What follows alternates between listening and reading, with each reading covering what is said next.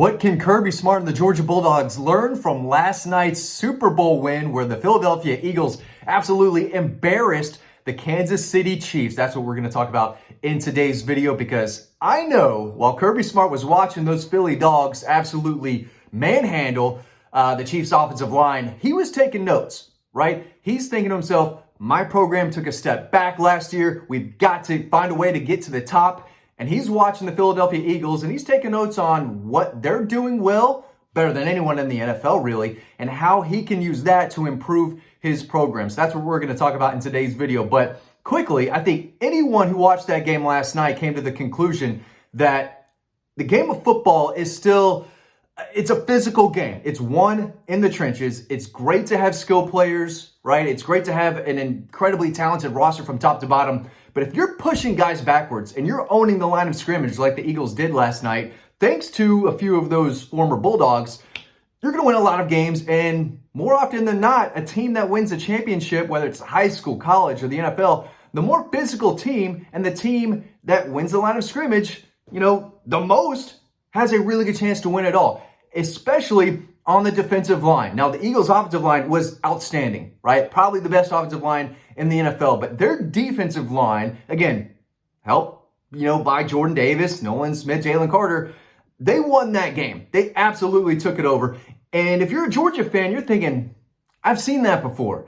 I remember what that 21 Georgia defensive line did, what that 22 Georgia defensive line did. They were elite. And now more than ever, if you don't have an elite defensive line, good luck winning it all. Good luck winning it all. Ohio State had an elite defensive line. Michigan the year before that. Obviously, Georgia 21, 22. You have to have it, and we saw it at the NFL level. And just total, complete domination by that Eagles front. So that's where the game was won, in my opinion. And when they went up 17-0, I think after that pick six, I'm thinking, the game's over. The game is over because the Chiefs can't move the ball. And that group is very good. That Chiefs offensive line was outstanding throughout the season, and they got bullied. So at the end of the day, Kirby Smart's going to circle, okay, got to find more game changers on the defensive line. And if you look at that group right now, guys have to step up. Warren Brinson is, off to the NFL. Michael Williams, Tyrion Ingram's-Dawkins, Nazir Stackhouse, those guys are gone. So they need Christian Miller to step up. They need Nnamdi Agboko. They need, Joseph Jonah Ajanye. They need Elijah Griffin, the freshman, to be that guy, to be the guy who can live up to the hype and that top 5 player in the country level, right? You have to have those game changers. And I think Georgia's defensive line is a question mark going into the season, mainly because of the guys who left, and a lot of guys who need to step up are still kind of question marks. They haven't really made a giant name for themselves just yet. And if Christian Miller is probably the top guy on the defensive line, he's not a game changer. I think he's a really good player who still hasn't played his best, but he's got to play better too. So it's still a game that's won in the trenches, and Georgia's got a lot of players that they've got to replace both on the offensive and defensive line. Have to get that figured out if they're going to win the national championship next year. Number two, second reason, or something that I saw that Georgia can kind of adapt with, right, or take from the Philadelphia Eagles. A lot of y'all aren't going to like this, but it's the quarterback play. And I'm watching Jalen Hurts go out and do his thing. He played winning football, and I know that Gunnar Stockton has the same type of skill set. Y'all might call me crazy, but we're still very early into the Gunnar Stockton era. He's played one full game, one half against Texas, one half against Florida State. That really didn't matter. And when I watch Jalen Hurts, I'm thinking that's what Georgia needs to do with Gunnar Stockton. Play kind of safe, winning football, but they have to use his legs. Quarterback, design quarterback runs. Jalen Hurts was great at that. Now, I will say, Jalen Hurts, again, he's got the best offensive line probably in the NFL in front of him. He's got A.J. Brown out there. He's got Devonta Smith. He's got the best running back in the game behind him. So he's got a lot more weapons than Gunnar Stockton does. But they have to find a way to use his legs. He is an effective runner. He's got really strong lower body strength. He can get those tough yards. They have to have multiple packages, 3rd and 2, 3rd and 1, 4th and 1, 4th and 2, where they can say, okay, we can do something with Gunnar Stockton here on the ground to get these tough yards. And we didn't see it against Notre Dame because they could barely get across the 50 They were going backwards in a live drive. So there weren't a lot of short yardage situations, and there weren't a lot of goal line situations where you could use a 215, 220 plus pound Gunnar Stockton as a battering ram, right? And to get those tough, gritty yards that you have to get throughout the game. As far as passing goes, both I think have strong, impressive arm talent, but they're not elite. Jalen Hurts does not have an elite arm. He doesn't have one of the strongest arms in the game, but he's smart and effective with the football. Again, he's got time to throw, and he's throwing to superstars, right? I get all that. But the ball placement is there, and we've seen Gunnar Stockton make big throws down the field. He had an outstanding, damn near perfect throw down the sidelines to Arian Smith in that Notre Dame game, and he should have had a long touchdown on a ball that went 50 plus yards in the air that hit Dylan Bell in one hand, then the other hand, and then the stomach, and then on the ground, right? I mean, it was a beautiful ball, one of the best balls I've seen a Georgia quarterback throw all last season. It was dropped, and they have to have better offensive line play, right? It's tough for Gunnar Stockton to run around and make plays with his legs when his left tackle's getting beat all night long, right? And when he's holding his own, then someone on the right side is missing their assignment. He's got guys coming this way. So he will get better with more experience, but it's up to Mike Bobo to develop a game plan where he can be effective both throwing the ball, which he can. I mean, he's got arm talent. There's no doubt about it. And he's accurate.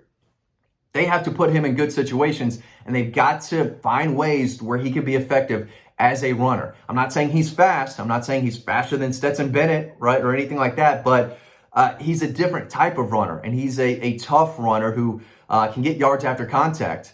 He had multiple first down runs against Texas using his legs, and he was on his way to running in the game-winning touchdown until one of the best safeties in college football got a head start and laid him out, right? It's one of the best safeties in college football making that play. Andrew Mabuka, the transfer from Clemson. Y'all know. Y'all remember the play. That's not going to happen a ton next year, right? You're not going to play one of the best safeties in the country week after week after week. But they are going to be playing some really strong defenses.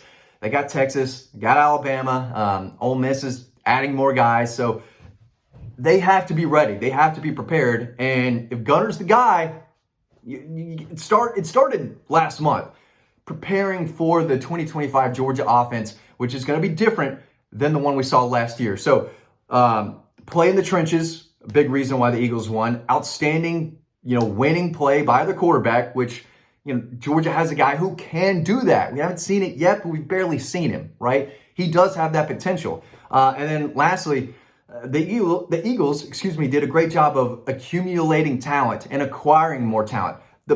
Another big reason why they won is because they have the best roster. They have the most talent of any team in the NFL. They got guys all over the place, right? The team with the best players won the Super Bowl. No doubt about it. And Georgia has done that in the past, right? They find guys at the high school level, develop them, and turn them out to the NFL. So now they are acquiring talent through the portal. But the Eagles draft incredibly well, and then they go get talent. They trade for A.J. Brown. They go get Mekhi Becton on the offensive line. They go add Saquon Barkley, right? So not only are they drafting well, which Georgia can do on the recruiting trail, basically, but they're acquiring talent, and they built an incredibly talented roster that was the most talented roster in the NFL. Another reason why they won. But they executed at a high level, and they had the players to do it. And I think Ohio State had the best roster, the most talented roster in college football. And, we saw what happened. They were crushing teams by the end of the year, and so were the Eagles. So at the end of the day, the team with the best players probably going to win. But you have to have an elite defensive line. You have to be, tough and strong offensively. You can't get pushed backwards, even though you might have the best quarterback, one of the best quarterbacks to ever play the game, and Patrick Mahomes. If the offensive line is getting shoved backwards 5 to 10 yards in his face, he can't do anything. He tried his best to make plays happen. They just weren't there. And there's nothing Patrick Mahomes could have done. He didn't play well, but he had zero help in front of him and around him. Jalen Hurts had a lot of help around him and in front of him and behind him, next to him. He had all the tools. And Gunnar Stockton, he's got a couple new tools, Zachariah Branch, Noah Thomas. So there are pieces, but it's not a complete puzzle. Yeah, they're still adding pieces, and they still need guys to step up on the offensive line. They need other running backs to step up. They need guys to step up on the outside and catch the ball consistently. And they need the staff to put together a game plan that's going to work for Gunnar Stockton through the air and on the ground. They recruited him because he is a dual threat, and he can run through you. He can pick up tough yards, and I feel like they've got to use him in the same kind of manner that Philadelphia used Jalen Hurts, how Georgia Tech used Haynes King. I mean, read options, anything, something to allow Gunnar Stockton to be at his best. And that's when he can beat defenses with both his arm and his legs and keep them honest. And they didn't do that against Notre Dame, right? They couldn't run the ball. He had zero help around him. Guys are dropping passes left and right. Monroe Freeling is getting beat every other play. Gunnar Stockton was kind of set up for failure by his players, number one, and you could make the case by the coaches as well. I'd hear you out on that. Things have to change. And if you're Kirby Smart, he's probably got a whole longer list of notes that I didn't pick up on that he can say, okay, this is what the best team in the NFL is doing. I have to adapt, and I have to figure out how my guys can be at their best as well. So just a few quick notes that I saw from the Super Bowl that I'm thinking, yeah, that's what Georgia needs to do. They want to go all the way in 2025. Thanks for watching this video. What do you think? Let me know in the comment section below, and I'll see you over on the website.